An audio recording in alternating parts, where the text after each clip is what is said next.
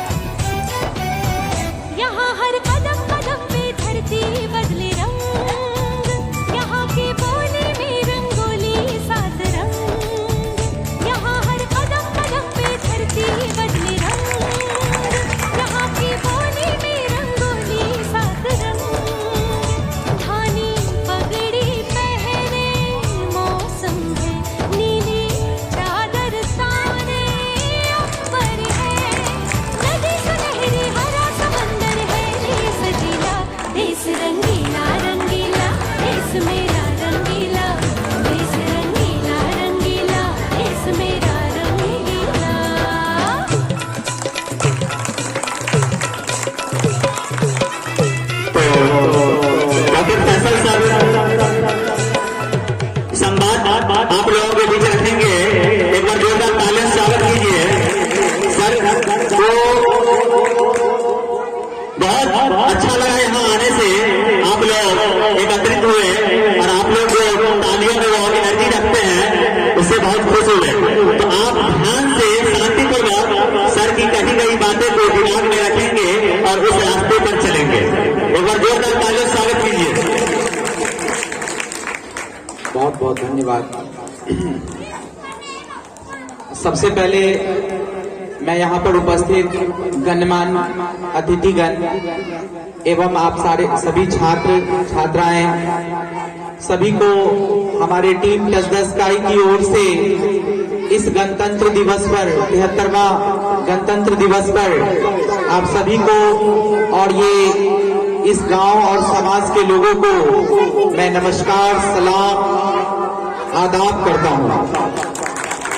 सबसे पहले आपको पता होना चाहिए, जितने भी छोटे बच्चे हैं आप सबको मालूम होना चाहिए कि आज आप इकट्ठा हुए हैं। इसी तरह आज पूरे देश में, हमारे पूरे भारत देश के अंदर जहां जहां शैक्षिक स्थान है, जहां शिक्षा की बात होती है, चाहे वो कॉलेज हो, यूनिवर्सिटी हो, चाहे वो किसी हॉस्पिटल हो, जहां भी शिक्षा की बात होती है या उनसे जुड़ी हुई चीजें हैं, वहां आज के दिन हमारे इस तिरंगा को सभी लोग सलाम करते हैं। सभी तिरंगा के नीचे आकर एक फ्लैग होस्टिंग, जिसको आप झंडा तोलन कहते हैं, और फिर एक गणतंत्र दिवस के रूप में इस दिवस को मनाते हैं। एक बात और मैं बता दूं आप सबको कि आज जो आप 26 जनवरी को आज आप इकट्ठा हुए हैं, इसका थोड़ा हिस्ट्री मैं आपसे शेयर करना चाहता हूं।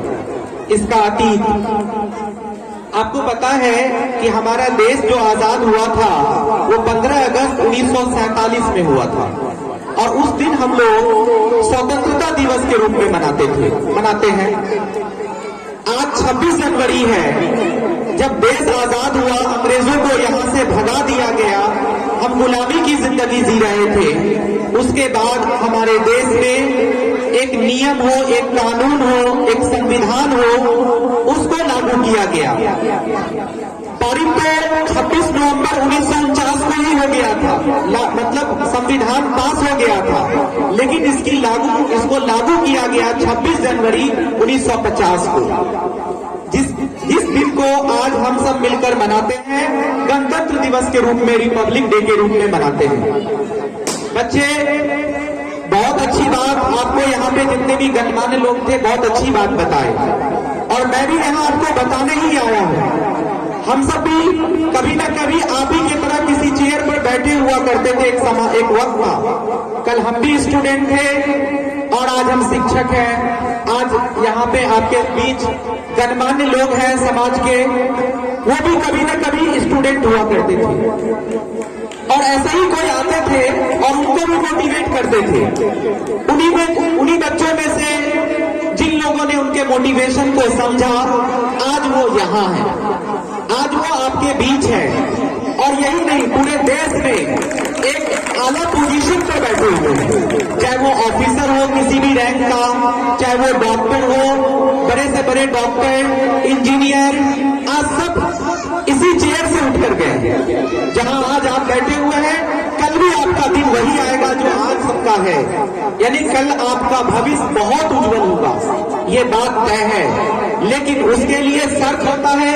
प्यारे बच्चों, थोड़ा ध्यान से सुनो मेरी बातों को, समझने की कोशिश करो मैं क्या कह रहा हूं।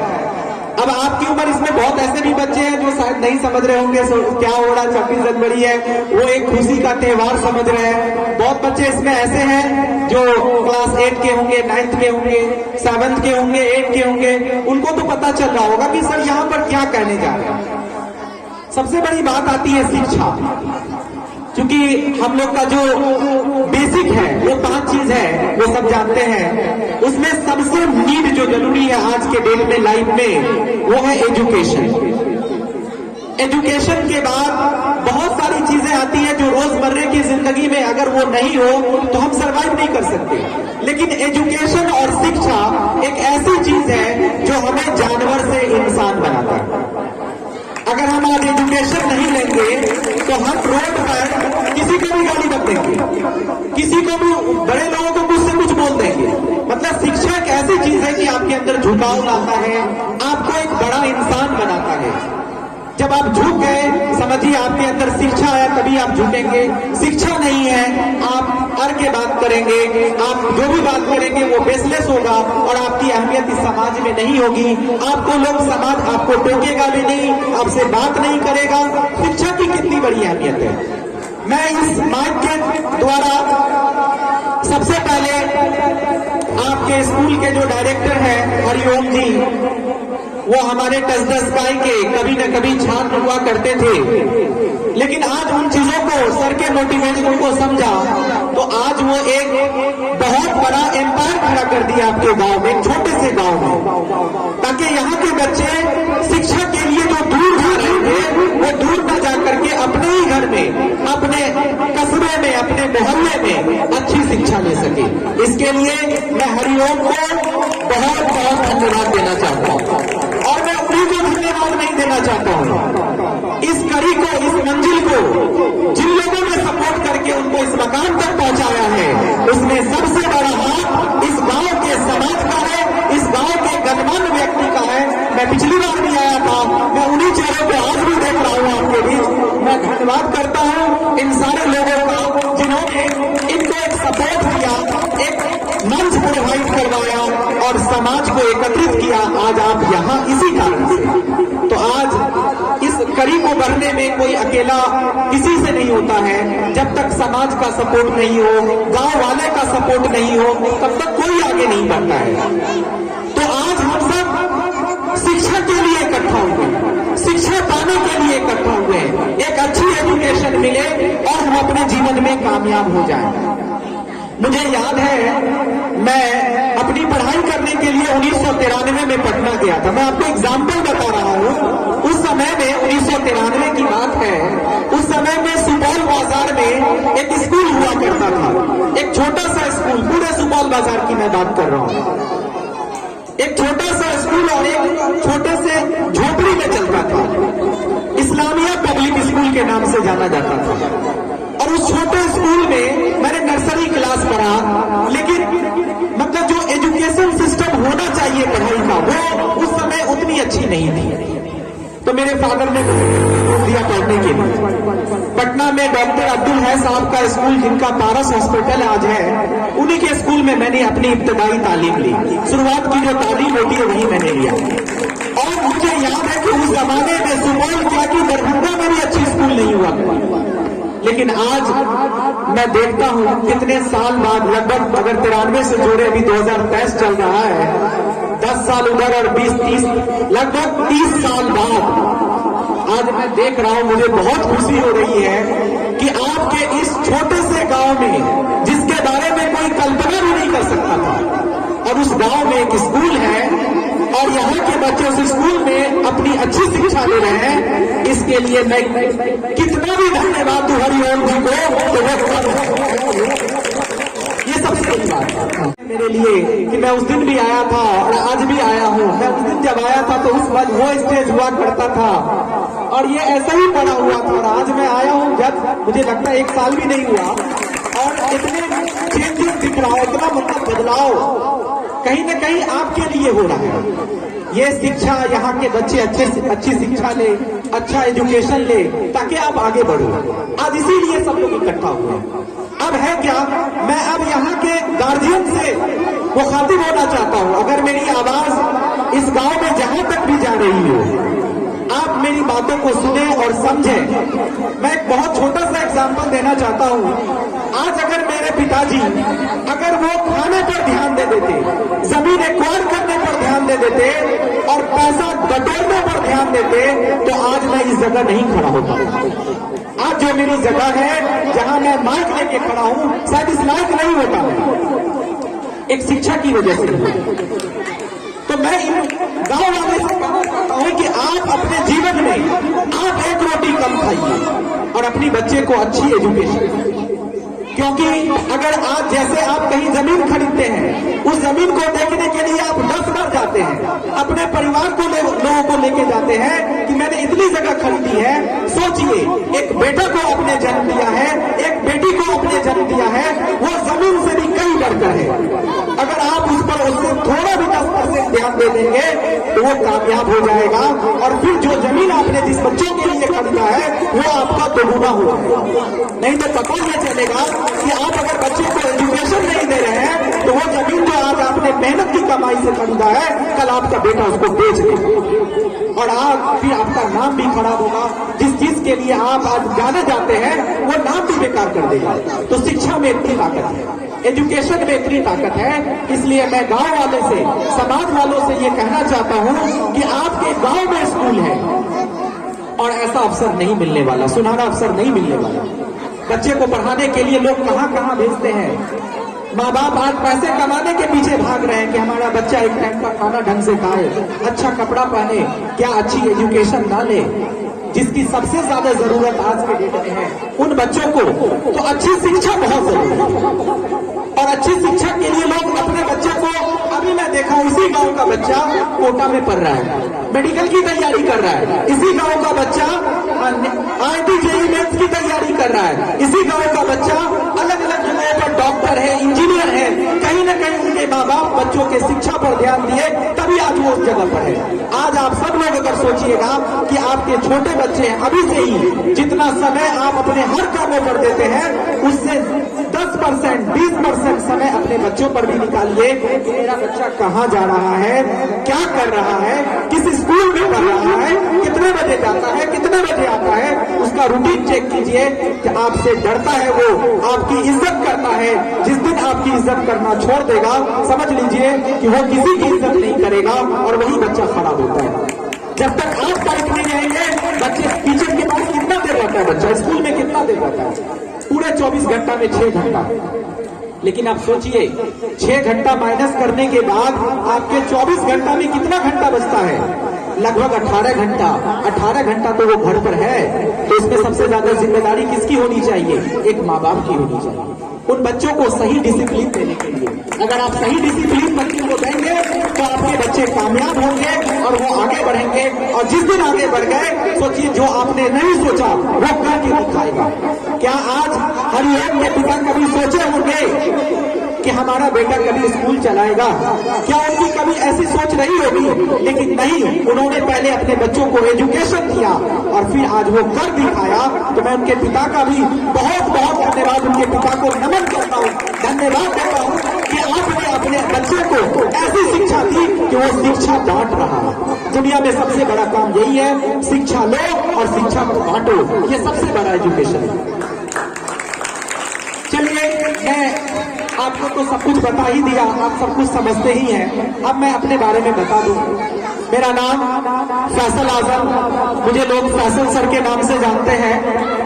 मैं बिरौल सुपौल का रहने वाला हूं। मैं भी शुरुआत में मेरे पिताजी ने मुझे बहुत मेहनत करके एक अच्छी एजुकेशन दिलवाई और आज उसी एजुकेशन के बदौलत मेरा नाम है इस एरिया में, लोग मुझे जानते हैं। अगर शिक्षा नहीं होती मेरी कोई कदर नहीं है, मेरी शिक्षा की कदर है। मुझे कोई नहीं जानता लेकिन मेरी शिक्षा को सब जानता है। फैसल सर बायोलॉजी के टीचर है, आखिर एक सब्जेक्ट पढ़ाता हूँ, एक शिक्षक हूँ, इसलिए लोग जानते हैं। नहीं तो फैसल तो बहुत नाम के लोग हैं, लोग कितने फैसल को जानते हैं, फैसल सर को सब जानते हैं। यही बात है शिक्षा में, यही शिक्षा की ताकत है। आज हमारे बीच किसान सर भी हमारे मैथमेटिक्स के टीचर हैं और इंजीनियर रोशन जी ये दरभंगा से बिलोंग करते हैं, दोनों ये फिजिक्स के बहुत अच्छे टीचर हैं और मैं खुद बायो पढ़ाता हूँ, एक हमारे टीचर केमिस्ट्री के भी। मैं आपको बता दूं बिरौल में 2016 में मैं पहली बार 2015 में सॉरी मैं आया था बिरौल सबसे पहली बार। 2015 में एक्चुअली मेरा घर तो वही है, लेकिन मैं पढ़ करके जब मैं वापस आया बिरौल 2015 में, उससे पहले मैं बाहर ही अपनी पढ़ाई किया, जॉब किया बहुत सारी कंपनी में। उसके बाद जब 2015 में बिरौल आया तो मैंने क्या देखा, बिरौल की शिक्षा स्तर बहुत बहुत खत्म। यहाँ के बच्चे एजुकेशन तो ले रहे हैं बट एक करियर एजुकेशन जो होना चाहिए उसके लाइफ का, एक टेक्निकल एजुकेशन उसकी कमी है। तो मैंने 2016 में उस समय बिरौल की मार्केट सिर्फ कॉमर्स, एक टीचर थे बलराम सर, बच्चे उनसे सिर्फ कॉमर्स पढ़ते थे। लेकिन जब मैं आया बिरौल 2015 में तो कॉमर्स में भी मैं जानता हूँ उस फील्ड में भी बहुत सारे क्षेत्र है, बहुत सारे बच्चे कामयाब होते हैं, उसमें सीए है, बहुत सारा कोर्स है, आगे बढ़ना होता है। लेकिन साइंस एक ऐसा फील्ड है जिसमें कम समय में बच्चे कामयाब हो जाते हैं। बहुत सारा फील्ड, आप मेडिकल उठा लीजिए, सिर्फ आप मेडिकल में एमबीबीएस क्यों देख रहे हैं, आप एमबीबीएस के अलावा पारामेडिकल कोर्स है, पारामेडिकल कोर्स के अंदर बहुत सारे कोर्सेज आते हैं, एएनएम है, जीएनएम है, बीएससी नर्सिंग है, डिप्लोमा में आपको क्या कहते हैं डीएमएलटी है, उसके बाद बैचलर ऑफ फार्मेसी बीएमएलटी है, बीपीटी है, ठीक है। बहुत सारे कोर्स ऐसे हैं जो मेडिकल क्षेत्र में डॉक्टर के एसोसिएट वर्क करते हैं, वो लोग डॉक्टर के साथ मिलकर काम करते हैं। ऐसे बहुत सारे टेक्निकल कोर्स हैं जो बच्चों को पता नहीं था। 2015 में आया और हम रोशन सर, निशान सर मिल करके एक संस्था की नींव डाली, टच द स्काई जिसका नाम है टच द स्काई। जब नाम रखा था तो बड़ा अजीब नाम, बड़ा अटपटा नाम, लोगों को लगता था कि ये क्या नाम रख दिया, टच द स्काई, आकाश को छू लो, आसमान को छू लो, मतलब क्या मीनिंग है इसका। सब लोगों का क्वेश्चन यही रहता था कि सभी लोगों का यही प्रश्न था कि भाई ये क्या टच द स्काई, क्या नाम रख लिया है, आकाश को छू लो। लेकिन वो दिन दूर नहीं कि मैंने आकाश को छूना भी दिया।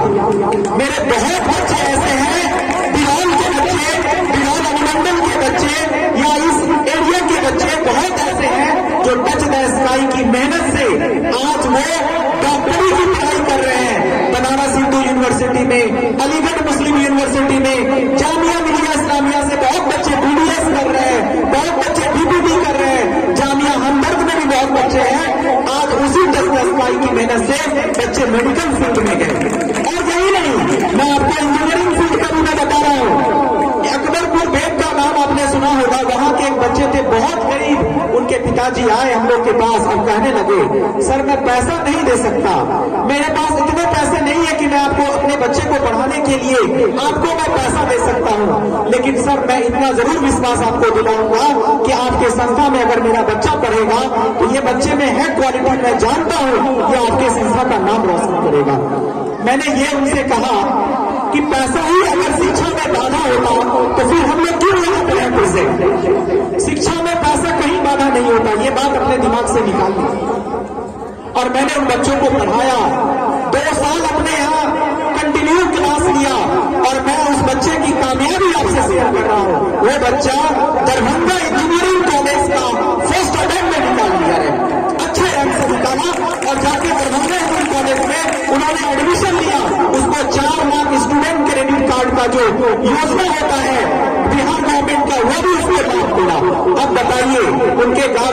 अंदर कितनी खुशी आई होगी कि मेरे बच्चे आज इंजीनियरिंग कॉलेज में पढ़ रहे हैं, वो भी गवर्नमेंट इंजीनियरिंग कॉलेज में।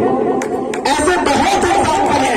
इस साल हमारे टच द स्काई से 13 स्टूडेंट इंजीनियरिंग में पास किए, 13 स्टूडेंट। और पैरामेडिकल की बात करें, 18 स्टूडेंट पैरामेडिकल कोर्स में गए।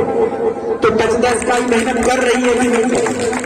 इसी तरह आज हरिओम जी मेहनत कर रहे हैं, बच्चे को सींच रहे हैं। यही बच्चे आगे बढ़ेंगे तो कहीं ना कहीं उनको हेल्प मिलेगा हमारे सिस्टम के द्वारा, या जहां भी जाएंगे वहां हेल्प मिलेगा। ये आप दिमाग से निकाल दीजिए कि पैसा बाधा आता शिक्षा में, कहीं बाधा नहीं आता। अगर उनके पिताजी गरीब होने के बावजूद भी उनका बेटा आज इंजीनियरिंग कर रहा है, due to talent, due to अच्छा सिस्टम, एक अच्छा सिस्टम मिला टच द स्काई की तरफ से उन बच्चों को, एक अच्छा एनवायरनमेंट मिला जिसकी वजह से आज वो वहां। तो कहां पैसा बाधा है? आप क्यों ऐसा सोच लेते हैं कि मेरा बेटा डॉक्टर नहीं बनेगा? क्यों आप ऐसा सोच लेते हैं मेरा बेटा इंजीनियर नहीं बनेगा? क्यों आप ऐसा सोच लेते हैं कि मेरा बेटा कुछ नहीं कर सकता, मेरे पास तो पैसे ही नहीं है, ट्यूशन फी नहीं दे पाते आप, ये सोच करके कह रहे 150 रुपया। मैं देखा हूं गार्जियन अच्छा खाना खाते हैं, अभी बात आ जाए पार्टी करने की तो गार्जियन के जेब से पैसे निकल जाएंगे, पार्टी भी कर लेंगे। लेकिन अगर स्कूल फी की बात आएगी, बेटा अगले महीना ले लेना, फिर अगले महीना जब आता है तो फिर बात आती, बेटा उससे अगले महीना ले लेना। पता चलता है वो फी 200 रुपए था, 500 रुपए था, वो बढ़ते बढ़ते हजारों में बदल गया। अब 2000, 3000 हो गया, अब पैसा ज्यादा हो गया। अब वो गार्जियन सोचने लगते हैं क्या बच्चे को पढ़ाते ही नहीं यार, 3000 रुपया कहां से दे पाएंगे, अब जो बच्चे को स्कूलों से निकाल देंगे। अब बताइए आपके 3000 की वजह से उस बच्चे के पैरों को काट दिया गया, शिक्षा की तरफ से उसको मोड़ दिया गया। बताइए इसके कसूरवार कौन है? इसके कसूरवार क्या आप नहीं है? आप हर चीज मेंटेन करते हैं, एक अच्छा जूता पहनते हैं, एक अच्छा जींस पहनते हैं, एक अच्छा कपड़ा पहनते हैं। अगर बात आ जाए अभी पॉलिटिकल पॉइंट ऑफ व्यू से तो आप उसमें घूमेंगे भी, अपना समय भी देंगे। लेकिन अगर शिक्षा की बात आती है तो वहां पर गार्जियन का पैसा रुक जाता है। ये बहुत गलत बात है, आप देखिए। और वही उसी में से कुछ गार्जियन ऐसे हैं जो बच्चे को अगर कोटा जाएंगे पढ़ाने के लिए, वहां एक बार में 1,20,000 रुपया लेगा तो एक बार में वो कहीं से भी जमीन बेच करके दे देंगे। लेकिन गांव में शिक्षा मिल रहा, अच्छी शिक्षा, उसमें 500 रुपया देने में उनको प्रॉब्लम होता है। बताइए, शिक्षा को हम नहीं बढ़ाएंगे तो कौन बढ़ाएगा? हम सपोर्ट नहीं करेंगे तो कौन करेगा? मैं इस समाज वाले से कहना चाहता हूं कि आप अपने बच्चों को एजुकेशन बाधा, पैसा नहीं है बाधा। आप अगर चाहेंगे ना, अगर 500 को डिवाइड कीजिए आप पर डे के हिसाब से तो देखिए कितना आता है, 32 रुपया, 33 रुपया, 50 के अंदर ही आएगा। और वो 50 रुपया में तो बहुत बता दिया, 20-30 रुपया आएगा। और वो 20-30 रुपया आप रोड पर चलते फिरते चाय पीते खत्म कर देते। कभी चाय पी लिया किसी चौक चौराहे पर, आप पान खा लिए, किसी दोस्तों को चाय पिला दिए, उसी में आपका पैसा 20-30 रुपया रोज खर्चा होता होगा, मिनिमम तो होता ही होगा 20-30 रुपया। लेकिन वो 20-30 रुपया अगर जोड़ करके 500 हो जाता है, सोचिए आपके बच्चे, वो जमीन जो आपने खरीदा है उसको बचाने वाला वो बच्चा पैदा हो जाएगा, उसको बचा लेगा वो। अगर अच्छी शिक्षा होगी तो, नहीं होगी तो वो भी बेच के चला जाएगा, फिर आपका मेहनत बेकार चलेगी। तो अच्छी शिक्षा जरूरी है। इसलिए अपने बच्चे को, जो भी गार्जियन है, चाहे वो बच्चा आपका 3 साल से आप शुरू कीजिए, मैं तो कहता हूं 2.5 साल के बच्चों से वो पढ़ाना शुरू कीजिए। आप मैं माया छोड़ दीजिए, मैं माया बिल्कुल मत रखिए। अरे बच्चा स्कूल जाएगा, क्या खाएगा, क्या पिएगा, 2.5 साल से बच्चे को एजुकेशन लाइन में डालिए। मैंने अपने बेटे को 2.5 साल में अपने से अलग कर दिया, मेरा भी एक बेटा है, मैं 2.5 साल में अपने से अलग कर दिया, नहीं तुम जाओ पढ़ाई करो, मेरे को नहीं चाहिए वैसा बच्चा। एक बेटा है, सपूत इंसान बने, वो सोच ऐसी होनी चाहिए हर गार्जियन की। और बच्चे को अच्छी शिक्षा मिलेगी जब वो दुनिया से संघर्ष करेगा। अगर उसको हम सारी ऐशो-आराम दे देंगे, उसे संघर्ष का पता कहां से चलेगा कि दुनिया में क्या होता है, कैसे आगे बढ़ना है। आप उनके लिए पगडंडी पकड़ा दिए हैं, उनको अपने पैरों पर खड़ा करने का मौका कहां दिया। इसलिए सभी गार्जियन से रिक्वेस्ट है कि मैं, हो सकता है बोलने के दौरान कुछ ऐसी बातें निकल गई होगी जो आपके दिल को आहत हुआ होगा, उसके लिए मैं क्षमा चाहता हूं। अगर लगता है कि शिक्षा बहुत जरूरी है तो आज से ही आप इनकलाब का झंडा पकड़ लीजिए 10 साल बाद, 15 साल बाद वो बच्चा एक कामयाब इंसान बन करके निकलेगा। Thank you so much. इसी के साथ मैं अपने वाणी को जवाब देता हूं।